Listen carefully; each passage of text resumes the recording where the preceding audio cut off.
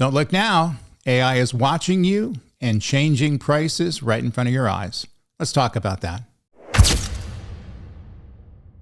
So welcome to Dave Linthicum, Not AI. I'm Dave, an AI SME and an AI skeptic, looking at AI with a balanced perspective. Let's get started. So AI surveillance marketing is something that's been coming up over the last 10 years. It's nothing that just kind of arrived with ChatGPT and generative AI and agentic AI. But retailers, and certainly projects that I worked on over the years, have been looking at the opportunities with their ability to surveil what the customers are doing, who their customers are, understanding who they are from income perspective and socioeconomic ranks, things like that, and actually providing them with dynamic pricing. And that's a fancy word for saying that we're going to change your pricing right in front of you based on who you are and how much they think you can afford. So this started years ago with loyalty cards and customer databases where companies group people based on what they bought and how often they shopped. So the reason that many retail organizations, certainly your corner grocery store, wants you to use loyalty cards is because they allow you to track them. In other words, you can track you as the customer in terms of what you're buying, how much you're spending, things like that. And that's going to benefit them. If they know who you are, they know how you're behaving, they know what normal things you're buying, then they can present things to you that they think you're going to be interested in buying, therefore up their sales. And in some cases, up their prices if they think that you have the ability to pay more. And so in many cases, we're going to see issues where people are going to walk into the same retail store and one person's going to pay one price and another person's going to pay another price based on who that retailer understands they are. And even have the prices dynamically changed right in front of them, at the shelves. So then online ads, sped it up with cookies and ad auctions, making it normal to track people across websites and target them automatically. And we all see this today, and it's been going on for a long period of time. And the reason they use cookies, they want to see who's visiting the site. And if they know who you are, they can recommend things to you based on you returning to the site, even if you haven't logged in to the computer or logged into the website, which is a little Big Brother-ish, but kind of that's the way it is right now. And so they're able to leave behind little surveillance, cookies in this case, where they can figure out what websites you've been to. They can figure out based on that who you are, how much you make, where do you live, and how likely are you able to spend or buy other products. And so also if you're interested in a product, we've all seen this, suddenly you see targeted ads that pop up in the middle of other websites because again, they're tracking where you're going. And if you're interested in a particular topic like camping or, motorcycles, things like that, and suddenly you're going to see a lot of items being presented to you that they think you're likely to spend on. So now AI treats almost, everything you do as an online signal, clicks, searches, scrolling, and time spent, so it can predict what you'll do next and influence it. I built these systems before over the years, not just, in the last few years when AI became a thing, but, 10 years ago, 15 years ago, we were building recommendation engines, which were things that typically leveraged AI and based on behavior that people demonstrated on websites. Even if they didn't log in, we could figure out who they are, demographics, how much they likely made, their race, socioeconomical, information, all that kind of stuff. So we know a lot about them. So we can make recommendations to them as what we think is something that they're likely to spend money on. In other words, they're going to be interested in. And normally it's able to raise sales pretty significantly in sites that have recommendation engines versus sites that don't have recommendation engines.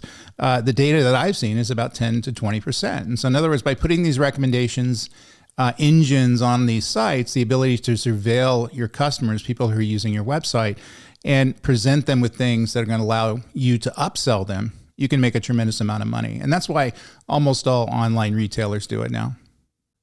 So what is emerging now is dynamic pricing, which is basically software adjusting prices on the fly, guessing what each person is willing to pay based on things like demand, timing, device, past behavior, location. Everything is up for grabs right now. And so data about you is very valuable to retailers, anybody who's selling something to you. We all know that from, data protection, services that people are using right now, but more so in the fact that they're able to optimize pricing by changing pricing based on who they think you are, where you're, dialing in from, all those sorts of things. And we've seen aspects of this already. I mean, everybody knows that if you buy a plane ticket in one country versus another country, even if it's the same flight, you can pay significantly more, significantly less based on the country that you're showing to be in at the time. And that's why people use VPNs to kind of game the system.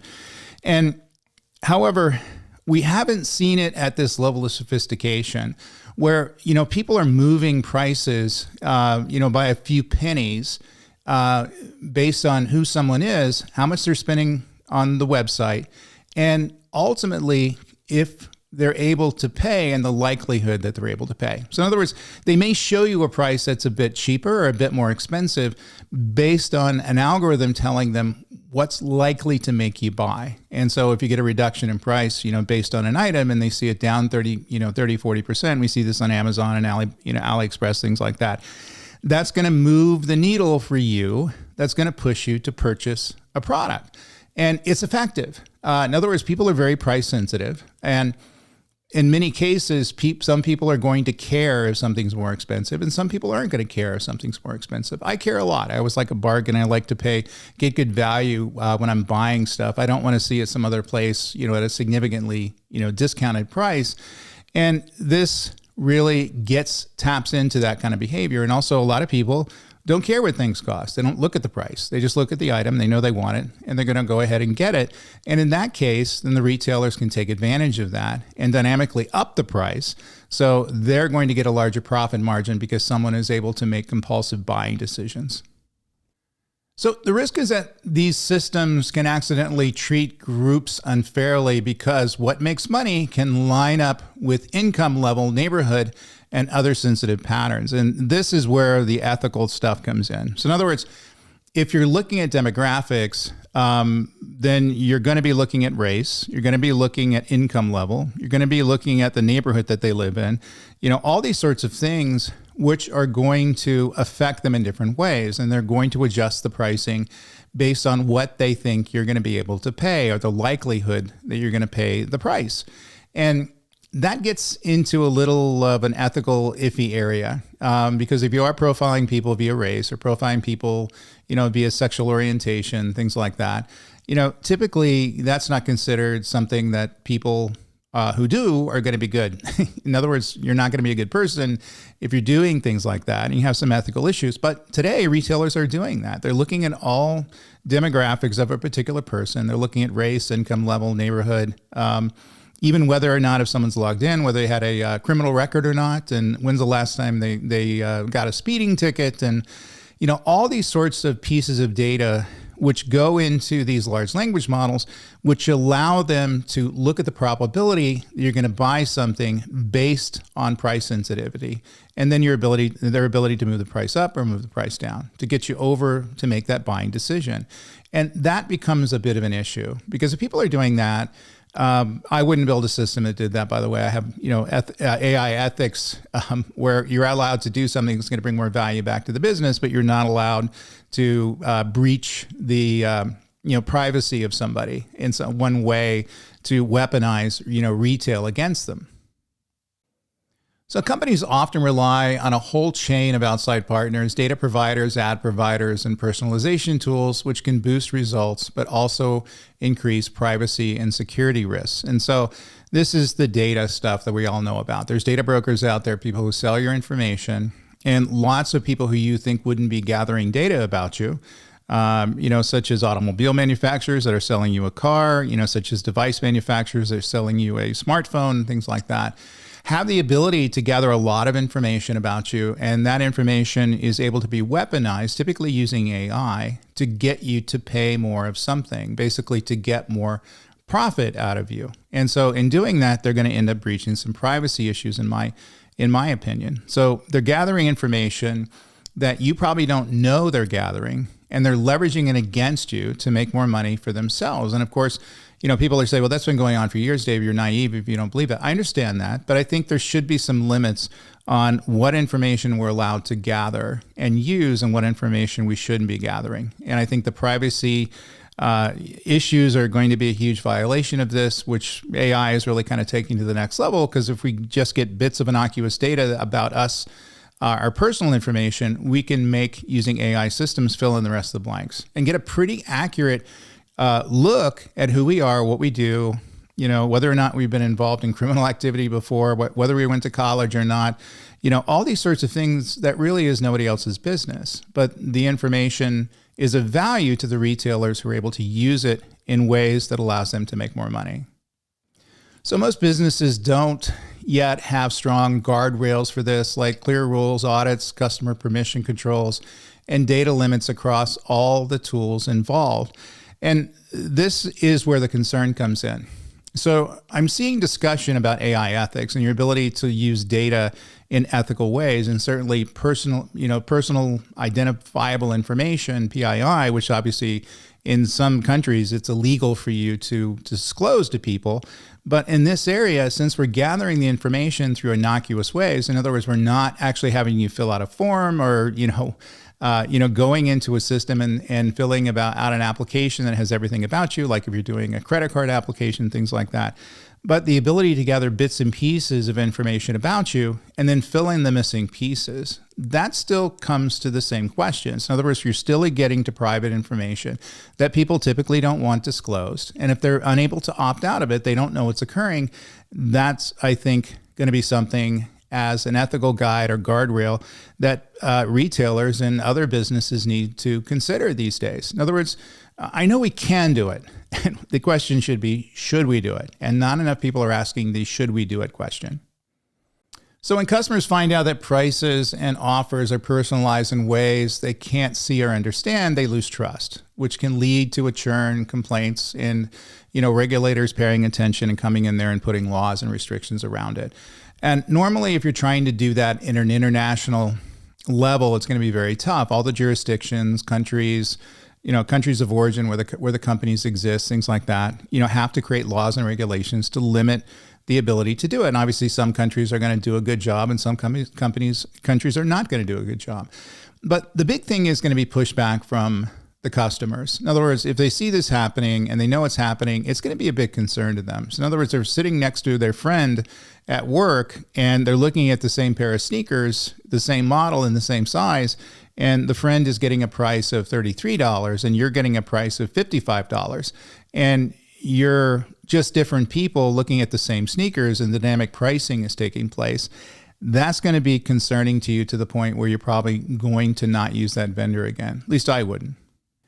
So the realistic answer is to use personalization responsibly, collect less data, limit what the model can use, test for unfair outcomes, and be clear with customers about what's happening and why. Disclosure is key here.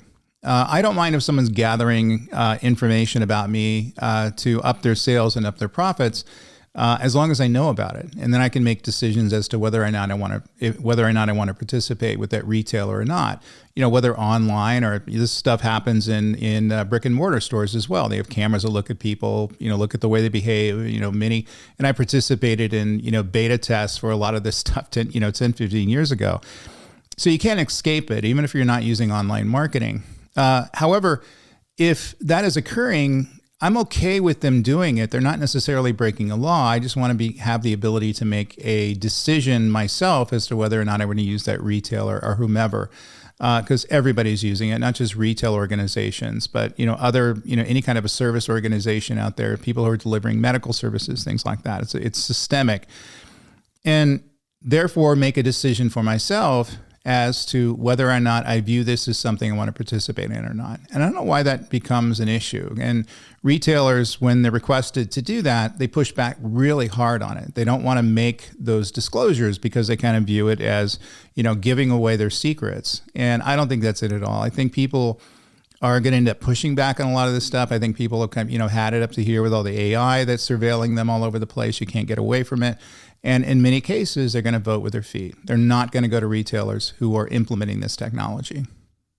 Well, anyway, let me know what you think in the comments below. Let me know if you agree or disagree, whether you see it yourself, and also people who live in other countries. Is it worse or better than the United States? I'd love to hear from you. So don't forget to like and subscribe and check out my other videos on this channel. Also check out my InfoWorld Cloud Computing blog, my 100+ LinkedIn learning courses, and of course my generative AI architecture course out on Go Cloud Careers.